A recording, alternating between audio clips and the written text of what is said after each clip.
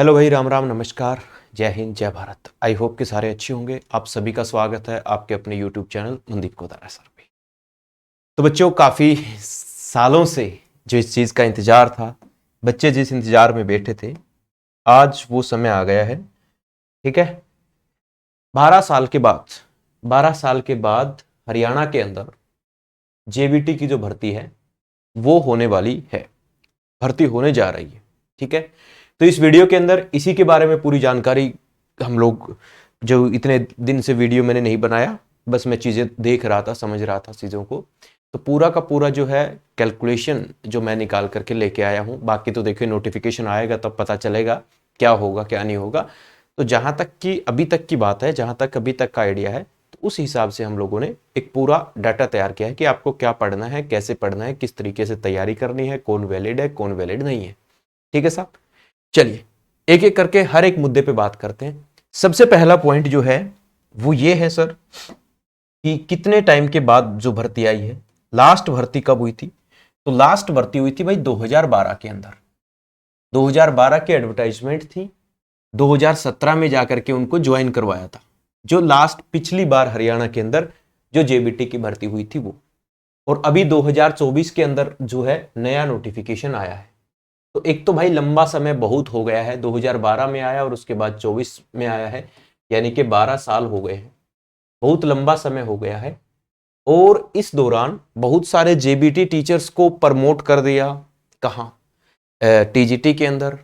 और बहुत सारे लोग रिटायर भी हुए हैं इन दिनों में, फिर भी वैकेंसीज क्यों नहीं आ रही? इसके पीछे कारण है बच्चा कि प्राइमरी स्कूल में जो बच्चे हैं, वो जो टीचर स्टूडेंट रेशियो है वो बहुत कम है। यानी कि बहुत सारे बच्चे जो है वो प्राइवेट स्कूल में पेरेंट्स जो है वो डाल रहे हैं। सरकारी स्कूल में बच्चे कम होने के कारण बहुत सारे गवर्नमेंट स्कूल जो है बच्चा लोग वो बंद कर रहे हैं, सरकार ने बंद कर दिए हैं और बंद कर रहे हैं। यही कारण है, सबसे बड़ा कारण, और कोई ज्यादा बड़ा कारण नहीं है। धीरे हो सकता है, धीरे धीरे चीजों में सुधार आएगा, है ना। नई एजुकेशन जो पॉलिसी लगेगी, नई शिक्षा नीति जब स्टार्ट होगी तो बहुत सारी चीजें बदलेगी और सुधार भी होगा चीजों में। तो टीचिंग में वैकेंसीज बहुत सारे आने वाली है, तो आप बेफिक्र होकर के अपना पढ़ाई करते रहिएगा। तो ये बात मैंने आपको बता दी कि भाई कितने साल से क्या भर्ती आई थी। उसके बाद नेक्स्ट जो पॉइंट है बच्चा कि सर क्वालिफिकेशन क्या होता है इसके लिए।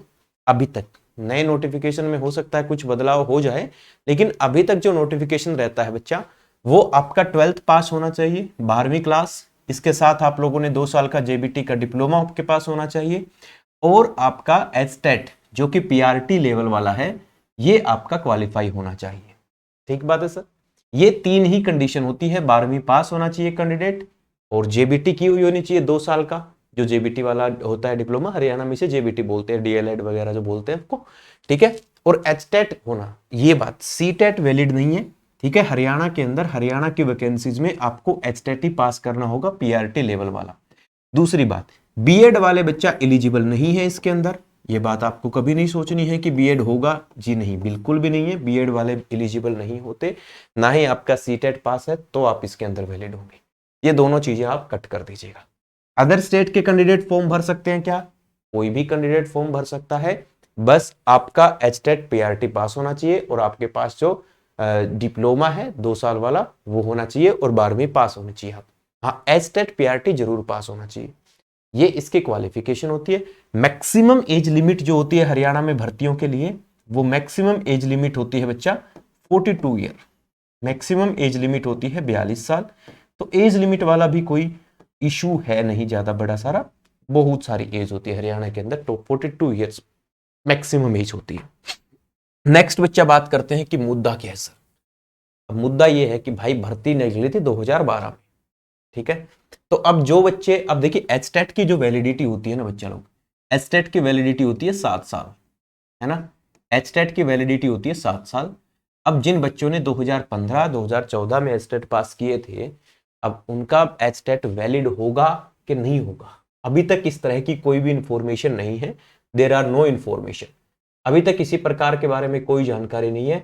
हाँ, हो सकता है कि जब नया नोटिफिकेशन आएगा इस भर्ती को लेकर के, तो उसके अंदर इस तरह की कोई जानकारी अपने को देखने को मिले।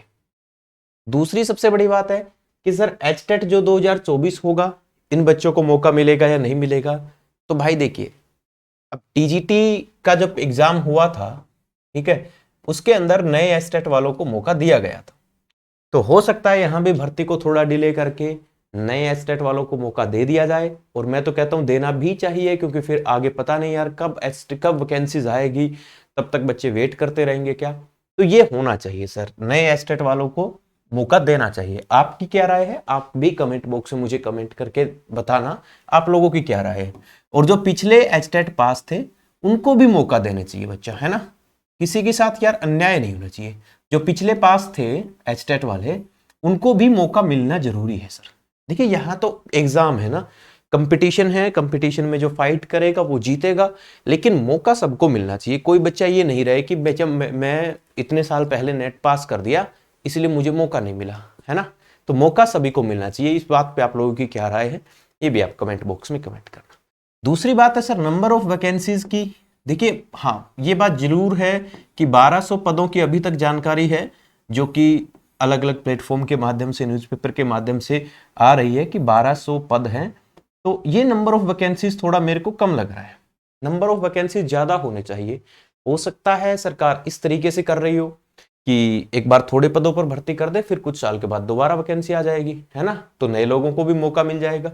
हो सकता है इस तरीके से करके अपनी वैकेंसी जो है वो कम दे दी हो, बाकी वैकेंसी ज्यादा होनी चाहिए सर। लंबा समय बहुत हो गया है ना। तो अब देखिएगा 12 साल बाद अब 1200 क्या 100 ही वैकेंसी थोड़ी बढ़ी है। हो सकता है ऐसा कि भाई रिजर्व रख ली जाए कुछ चीजें, हाँ जी, हम आगे नई एडवर्टाइजमेंट करके नई भर्ती करके उस तरीके से भी हो सकता है, चीजें हो सकती है। बट हाँ, वैकेंसीज आई है, यही सबसे बढ़िया बात है। 1200 लोगों का तो रोजगार मिलेगा ना, ठीक है। नेक्स्ट बात, अब बात आती है सर जो स्क्रीनिंग का पेपर होगा उसका सिलेबस क्या होगा।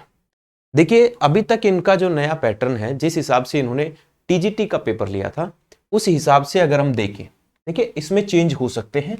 सिलेबस नया नोटिफिकेशन आने के बाद ही होगा, इसमें जो है बदलाव संभव है, ठीक है। वैसे तो नहीं है, लेकिन फिर भी चेंजेस हो सकते हैं। 100% मैं ये नहीं कह रहा कि चीजें यही होगी, मतलब 99% चीजें होगी, 1% चीजों में बदलाव आप कर सकते हैं, ठीक है ना। अभी तक जो टीजीटी का सिलेबस जो होता था बच्चा, उसको इन्होंने दो भागों में बांटा था।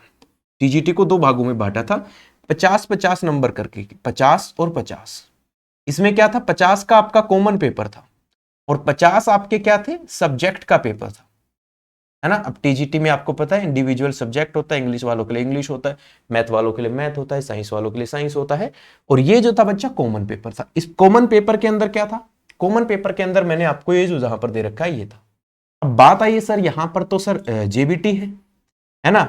अब जेबीटी वालों के लिए सब्जेक्ट क्या होता है, तो यार जेबीटी वालों के लिए जो सब्जेक्ट होता है ना, उसमें क्या होता है, उसमें मैथ होता है आपका, वो भी अर्थमेटिक एडवांस नहीं, मैथ होता है आपका, ईवीएस होता है, जो भी आप 5वीं क्लास तक पढ़ते हैं, तीसरी चौथी 5वीं क्लास में आपका में ईवीएस होता है। और क्या होता है, और आपकी लैंग्वेज होती है बच्चा, है ना। नई शिक्षा नीति जो है वो लैंग्वेज के ऊपर काम कर रही है। तो यही चीजें हैं सर। अब ये चीजें इनके सब्जेक्ट के अंदर इंक्लूड है। अब इसके अंदर ये सारी चीजें इसमें कॉमन में भी इंक्लूड है, तो देखना होगा कि ये किस तरह से अपना सिलेबस को डिफाइन करते हैं।